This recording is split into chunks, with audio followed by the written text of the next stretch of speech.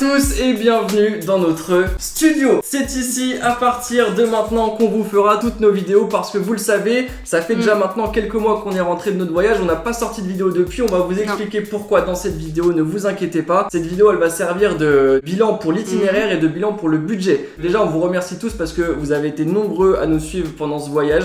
C'était voilà, notre premier voyage en Asie, c'était la première fois qu'on partageait comme ça sur YouTube ce qu'on faisait. Vous avez été de plus en plus nombreux tous les jours à nous suivre, vous avez été nombreux à nous laisser des commentaires, nombreux à nous laisser des messages aussi sur Instagram et ça fait plaisir. Et donc du coup on a récupéré un peu toutes les questions qu'on a reçues et les principales c'était vraiment l'itinéraire et le budget. Donc on s'est dit que la première vidéo ce serait ça, donc on va tout vous expliquer. Alors pour commencer, qu'est-ce qui s'est passé depuis la fin du voyage? Ce voyage déjà pour tout vous expliquer c'était dans le cadre de mes études en fait. Moi je devais partir 4 mois à l'étranger pour valider mon diplôme et j'avais le choix soit de faire un stage à l'étranger, soit de faire une université partenaire à l'étranger, soit de faire 4 mois voilà, de projet à l'étranger. Et c'est de cette manière que j'ai souhaité valider pour mon diplôme. J'ai embarqué Marion avec moi qui avait déjà fini ses études et ce qui s'est passé c'est que tu étais en CDD. Elle a bien calé la fin de son CDD pour que ça corresponde avec la date avec laquelle, à laquelle moi je pars pour profiter aussi. On s'est fait un voyage de 4 mois ensemble et donc le but c'était de faire une chaîne YouTube, c'était de vous partager en vidéo de notre voyage, de faire une vidéo par jour et le but aussi c'était d'aller à la rencontre de personnes en fait. Au début on voulait juste faire des rencontres et on s'est dit pourquoi pas aller rencontrer des expatriés français, des Français qui sont partis dans les pays qu'on voulait visiter pour avoir leur vision, avoir des éléments de réponse pour toutes les personnes qui se disent pourquoi pas partir, pourquoi pas aller dans un de ces pays. Et visiblement ça vous a plu parce que elles ont très bien marché ces vidéos interviews. C'était un régal à chaque fois. Franchement c'était des moments de partage, des moments de bienveillance. On était bien accueillis à chaque fois. Franchement ça a été un régal. Donc merci à toutes les personnes qui nous ont reçus. J'espère que vous qui nous regardez ça vous a plu ces vidéos parce que voilà on changeait un peu de format. On a eu les vlogs quotidiens, on a eu les interviews et on faisait aussi des bilans à chaque fois à la fin des pays qu'on visitait. Donc voilà, on essaie de varier un peu les formats pour que ça vous intéresse au maximum. En rentrant du voyage, donc qu'est-ce qui s'est passé? C'était la fin de mes études et qui dit fin d'études dit aussi mémoire de fin d'études. Donc j'ai dû rédiger mon mémoire. Ensuite, pourquoi ça a pris autant de temps aussi? Il fallait que Clément finisse ses études, qu'on trouve un travail, qu'on s'installe dans un appart. Et voilà, donc on est installé, on a notre petit studio. Donc on peut commencer par l'itinéraire. Pour l'itinéraire, on a trouvé un site qu'on va vous partager. Alors c'est pas du tout un placement produit, pas du tout un partenariat, rien du tout. On a que 1600 abonnés, ne vous inquiétez pas. On a trouvé un site qui s'appelle travelmap.net et ça nous permet en fait de créer un itinéraire et avec une légende et des codes couleurs de préciser quel moyen de transport on utilise. Donc c'est assez clair, c'est assez bien fait. Donc on a commencé par la Malaisie avec Kuala Lumpur qui est la capitale. De Kuala Lumpur, on s'est rendu en train à Ipoh. Ça nous a coûté 8,50€ chacun. À chaque fois, je vais vous donner le prix pour une personne. De Ipoh, on s'est rendu à Penang en bus. Ça nous a coûté 3,50€. De Penang, on a pris le bateau pour aller à Langkawi. 15,50€ par personne. Après Langkawi, donc on a voulu aller en Thaïlande. On est retourné sur Penang en bateau. Et ensuite, on a pris l'avion pour aller à Phuket. Le Penang Phuket en avion, il nous a coûté 14,50€. De Phuket, on a fait donc les îles. Donc on s'est rendu en bateau à Koh Phi Phi. Ça nous a coûté 13,50€. De Koh Phi Phi, on a été à Koh Lanta, donc en bateau toujours. Même prix, 13,50€. De Koh Lanta, on a été à l'aéroport de Krabi. Donc là, on a pris un bus. Ça nous a coûté 10,50€. D'ailleurs, c'était pas vraiment un bus, c'était un minivan en fait qui nous prenait de Koh Lanta à Krabi. En fait, c'est juste qu'on voulait aller à Bangkok. On n'y est pas resté à Krabi. C'était juste histoire de faire Koh Lanta à Bangkok. On a pris une navette jusqu'à l'aéroport. Et ensuite, le truc, c'est que le vol était très tôt le matin. Oui, très tôt, Tu te souviens? Oui. C'était très tôt le matin. Et vu que les bus ont souvent du retard en Asie, on s'était dit on va arriver tard, s'il y a du retard en plus ça va faire vraiment short de dormir une nuit sur Krabi, donc on s'est dit on dort pas. Finalement le bus il avait pas du tout du retard, il avait même de l'avance. On est arrivé en gros vers 20h, notre avion était à 6h du matin, donc on a dormi dans l'aéroport. C'était une expérience. C'était une expérience à vivre. Donc du coup 10,50€ pour faire le Koh Lanta Krabi et ensuite le Krabi Bangkok en avion ça nous a coûté 40€. De Bangkok on a été à Chiang Mai toujours en avion. 18€ le Bangkok Chiang Mai. Ensuite, donc on a quitté la Thaïlande pour aller au Vietnam. Donc on s'est rendu à Hanoï en avion. Et d'ailleurs, du coup on précise, c'est vrai qu'au début de notre voyage, on voulait faire le Laos. Oui. Et finalement, c'était assez cher en fait les billets d'avion. Si on voulait le faire en bus, c'était des dizaines et des dizaines d'heures en bus. Donc on s'est dit, on verra pour plus tard. On fait le Vietnam et on verra si on fait le Laos plus tard. Donc on a été directement à Hanoï, donc la capitale du Vietnam, et ça nous a coûté le Chiang Mai Hanoï 60€. De Hanoï, on s'est rendu à Da Nang en avion. Là, du nord du Vietnam, Ouais. on est passé au milieu, au centre du Vietnam. Ça nous a coûté 50 € d'avion le Hanoi Da Nang. Aussi, on avait regardé pour le train, donc le train c'est beaucoup plus d'heures que l'avion. Très très long. Voilà, c'est très très long Et le et prix, c'est le même prix que Ouais, l'avion. il variait pas tant que ça le prix. Voilà. Ensuite, de Da Nang, on s'est rendu à Hoi An en bus. Qui est juste en dessous. Hein. Hoi An, c'est vraiment juste en dessous de Da Nang. Et C'était vraiment je crois pas qu'on loin. a payé moins d'1 €, je crois, en bus. Oui, Un bus de c'était ville le en bus plus. local. Ouais. De Hoi An, on est parti à Dalat en bus. Et il n'y a pas de bus direct entre Hoi An et Dalat, donc il faut passer par Nha Trang, qui est une ville qui est sur la côte. Vous pouvez vous y arrêter. Nous, on a vraiment juste fait le changement de bus. On a vu un très beau lever de soleil. Franchement, c'était très joli, mais ça a réputation d'être assez touristique. C'est pas ce qu'on avait envie sur le moment, donc on s'est dit, on passe Nha Trang, on va directement à Dalat. Et donc, pour les prix, le Hoi An Nha Trang, on a payé 9,50 € et le Nha Trang Dalat, 6,50 €. Ensuite, de Dalat, on a été à Ho Chi Minh, toujours en bus. 8,50 € le Dalat Ho Chi Minh. Et d'ailleurs, c'était un trajet en bus dans les montagnes. Ah oui, Et parce que Dalat, c'est une ville qui est dans les montagnes. Et franchement, les bus au Vietnam, qu'est-ce qu'ils vont vite. Qu'est-ce qu'ils sont. Klaxon. Waouh. De Ho Chi Minh, on s'est rendu à Chao Doc en bus, toujours. 5,50 €. De Chao Doc, on est parti à Phnom Penh, donc en bateau. On a passé la frontière entre le Vietnam et le Cambodge sur le Mekong en bateau. Très sympa. Depuis Chao Doc dans le delta du Mekong, c'était génial. Par contre là, vu qu'on a payé à l'hôtel, j'ai pas le prix exact qu'on a payé, mais je crois que c'était entre 20 et 25 € je crois, pour faire le passage de la frontière. Donc ensuite, Phnom Penh Battambang. Donc on l'a fait en bus. Au Cambodge, on a arrêté de réserver sur internet, du coup on a plus les tickets de bus. Mais le Phnom Penh Battambang, je pense que ça tourne autour de 10 € qu'on a dû payer. Et après on a fait le Battambang Siem Reap où on a vu les temples d'Angkor. Et pareil, c'était à peu près 10 €. Ensuite, on est parti en Indonésie. Et c'était pas prévu, du tout. On s'était demandé est-ce qu'on refait le Laos, qu'on n'avait pas fait au début, et pareil, ça nécessitait encore pas mal d'heures de bus. C'était la fin du voyage, on n'avait pas forcément envie de ça. Marion, elle me disait, en vrai, les plages pour la fin du voyage quand même, qu'on fasse un petit peu de plage et tout. Et franchement, on est parti en Indonésie, on va tout vous dire. Parce que c'est vrai qu'on vous a pas fait de bilan Cambodge et Indonésie, parce que les autres pays, on y est resté 1 mois, et Cambodge, Indonésie, on est resté un peu moins longtemps, donc on s'était dit, est-ce qu'on est assez légitime pour faire un bilan sur un pays qu'on n'a pas visité très très longtemps. Donc le Cambodge déjà c'était génial. Ouais, très bien, franchement j'ai adoré moi. Je pense que c'était les gens les plus gentils qu'on ait vus. Ouais. Et des retours qu'on a eu aussi par rapport aux gens qu'on a rencontrés, c'est que apparemment le Laos c'est encore plus gentil que le Cambodge. Donc si vous avez été au Laos, dites-nous en commentaire si vous avez apprécié, parce que là on l'a pas fait, du coup on l'a sorti l'itinéraire, mais on le refera, c'est sûr qu'on le refera, enfin on le fera. Donc du coup le Cambodge c'était top, en plus il y a des temples d'Angkor à Siem Reap, et franchement les temples d'Angkor c'est un truc à faire honnêtement, parce que on sait pas jusque combien de temps ça sera encore là. Donc profitez-en pendant que ça existe encore. Et que c'est ouvert aux touristes. Et que c'est ouvert aux touristes, Et donc ensuite, je te laisse faire. On est parti du Cambodge en Indonésie pour faire les plages. Et là, c'était un gros kiff, franchement. Donc, on a pris l'avion. On a pris l'avion. Et là, ça nous a coûté le Siem Reap Bali 120 €. Donc là, c'était un peu plus cher, mais parce qu'il y a quand même une distance un peu plus grande que les autres pays qu'on a pu faire avant. On est passé par Bangkok aussi. Et on est passé par Bangkok pour l'escale. Ensuite, par contre, là, Marion, on va vous montrer ce qu'on a fait à Bali, mais on n'a pas les prix en tête du tout, parce que c'était tout en mode taxi ou en mode petit commerce où on allait voir pour négocier des taxis ou quoi. Et il n'y a pas Grab non plus, enfin c'est pas très... C'est vrai que dans tous les autres pays, quand on faisait des petits déplacements ou quoi, on utilisait Grab. Là, c'est assez mal vu les applications type Uber, type Grab. À Bali, en tout cas, on n'a pas fait toute l'Indonésie, mais à Bali, c'était comme ça. Donc, on n'a pas trop les prix en tête, mais ça reste raisonnable quand même dans l'ordre des prix qu'on a pu vous montrer jusqu'à maintenant. Peut-être un tout petit peu plus cher, parce que justement, il n'y a pas toute cette concurrence, on va dire, au niveau des Après, des vu que taxis. c'était... En taxi, c'était quand même des gros trajets, donc ça allait encore, je trouve. Oui, c'était quand même, on faisait des trajets de plusieurs heures quand même, donc franchement, les prix étaient largement raisonnables. Ça reste dans l'ordre des prix qu'on vous a dit jusqu'à maintenant. Donc, on est arrivé à l'aéroport de Denpasar en Indonésie, donc dans le sud de Bali.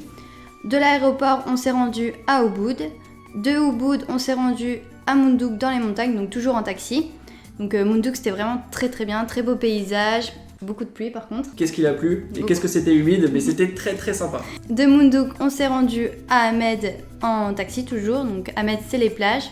Plage de sable noir. Ouais. Très sympa avec, aussi. Avec une vue sur un volcan très sympa. De Ahmed, on s'est rendu à Nusa Penida. Dans l'itinéraire, on vous a mis donc l'étape port de Koh Samba, parce que c'est le port qu'on a pris pour aller en bateau jusqu'à Nusa Penida. Il y a plein d'infos différentes sur internet. Souvent, il y a des gens qui disaient que Koh Samba c'était pas un port qui permettait d'aller à Nusa Penida ou quoi que ce soit. Bref, nous, on est passé par des locaux, ils nous ont dit allez au port de Koh Samba, on nous a amené jusqu'au port de Koh Samba, on a pris un bateau, on n'était qu'avec des locaux, ça a été très bien et on a eu aucun problème. Donc voilà, on vous le met, on est parti quelques jours à Nusa Penida et ensuite c'était la fin du voyage, fallait qu'on rentre. Donc on est reparti de l'autre côté parce qu'en fait on est arrivé du nord depuis Ahmed et donc pour revenir au sud pour aller à l'aéroport, on a pris le port de Sanur, enfin on est arrivé au port de Sanur. Et voilà, c'était la fin du voyage. Donc pour vous faire un petit bilan de l'Indonésie, pareil on dit Indonésie mais on est resté focus sur Bali et sur Nusa Penida. Ça paraît petit comme ça sur la carte, mais c'est quand même des trajets de plusieurs heures entre chaque ville. Mais qu'est-ce qu'on peut voir en faisant juste Bali? C'est vrai qu'au début on s'était dit ouais, quitte à faire un pays autant voir plein de choses. Mais c'est vrai que Bali c'est déjà un gros morceau à faire. Il y a plein de paysages différents.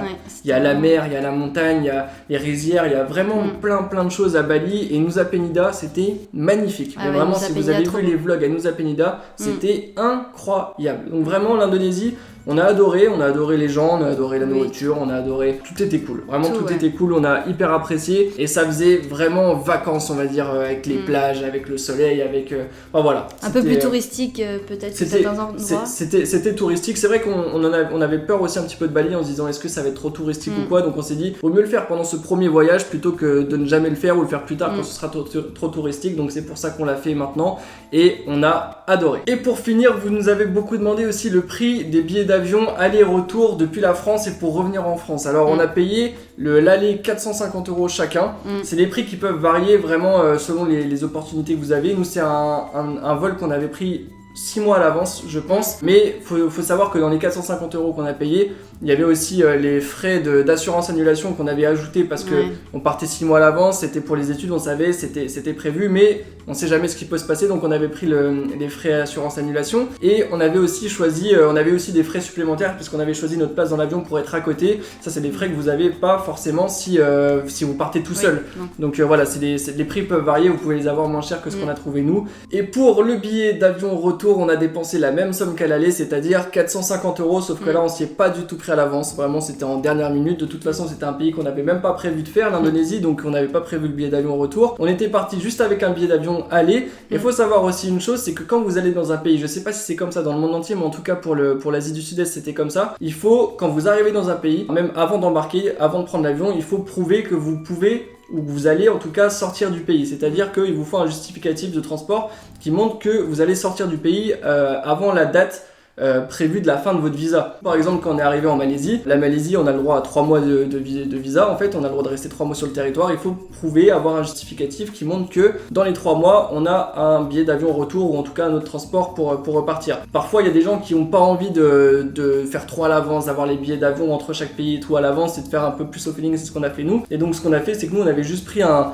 billet d'avion, voilà, Penang Phuket qui nous a coûté 15 €. On a respecté, mais si on voulait, on aurait pu dire bon bah tant pis, on fait pas celui-là. C'est 15 € de perdu, on change et on aurait pu faire différemment. Il y en a aussi qui le font, par exemple si vous voulez aller en Thaïlande et vous savez pas vraiment encore quel pays vous allez faire après, vous pouvez acheter juste simplement un petit ticket de bus à 5 € qui prouve que vous passez d'un pays à l'autre et comme ça prouve que vous sortez du pays. Et vous êtes obligé, nous par exemple quand on est arrivé à Paris à l'aéroport pour partir, on nous a demandé le justificatif de retour, sinon on nous laissait pas embarquer. Ça c'est ce qu'on nous dit. Je sais pas s'il y a eu énormément de personnes à qui on a refusé le vol, mais c'est déjà arrivé, donc sachez-le. Donc prévoyez un billet d'avion retour, en tout cas un billet de transport qui montre que vous sortez du pays. Donc pour globaliser un peu tout le budget, là on vous a parlé des transports, on vous avait parlé pas mal de la nourriture et des logements dans les vidéos bilan qu'on a fait de chaque pays, mais on va vous le rappeler quand même. Pour la nourriture, je sais pas, ça pouvait être entre 2 et 5 € par repas. Mange local, Pour les logements, on vous en a parlé aussi, mais selon les pays, on va dire que ça tournait entre 8 € et 20 €, on va dire par nuit. Donc pour globaliser, si on devait donner un budget à peu près par mois de ce qu'on a dépensé, en comptant les billets d'avion, en comptant la nourriture, les transports, tout, combien tu dirais toi? Alors je dirais du coup 1000 € par personne, donc du coup nous deux à peu près 2000 € par mois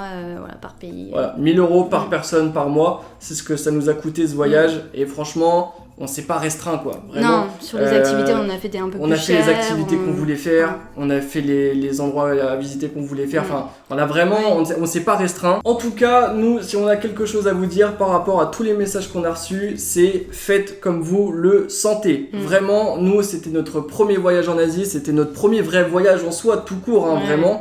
Et on est parti juste avec un billet d'avion aller. On n'avait prévu aucun logement si ce n'est la première semaine à Kuala Lumpur. Aucun transport, rien du tout. On n'avait rien du tout prévu. Il faut savoir une chose, c'est qu'en Asie du Sud-Est, Tout est extrêmement simple, tout est facile, il y a une solution pour tout. Dès que vous avez besoin de quelque chose, vous l'avez. Si on a fait tout au jour le jour, vraiment. Oui, si vous voulez aller d'un endroit à l'autre, on prenait le billet de bus, le ticket de bus, le billet de train, ce que vous voulez, la veille ou le jour même, et on partait. Ça a été pareil pour tout. On voulait un scooter, on disait à notre logement on veut un scooter, on avait un scooter. Enfin, tout a été ultra facile. Et on avait préparé un itinéraire de base qu'on a suivi, mais après voilà, vous l'avez vu, le Laos on a retiré, l'Indonésie on a rajouté. Il y a des villes qu'on a fait.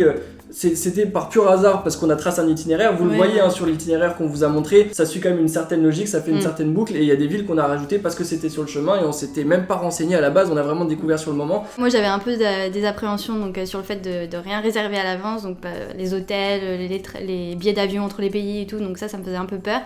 Mais finalement, ça s'est très bien passé comme ça. Et c'était même mieux comme ça. Oui, et c'était mieux comme pas ça. Pas avoir de contraintes Oui, voilà, on choisissait un peu au jour le jour ce qu'on avait envie. Voilà, on avait peut-être envie plus de plages à un moment donné, plus de... Exactement. Ouais, moi je regardais à peu près ce qu'il y avait à visiter. Je me donnais un nombre de jours en fait pour voir en combien de temps on pourrait faire toutes ces activités. Et c'est un peu comme ça que j'ai déterminé le nombre de jours à rester dans chaque endroit.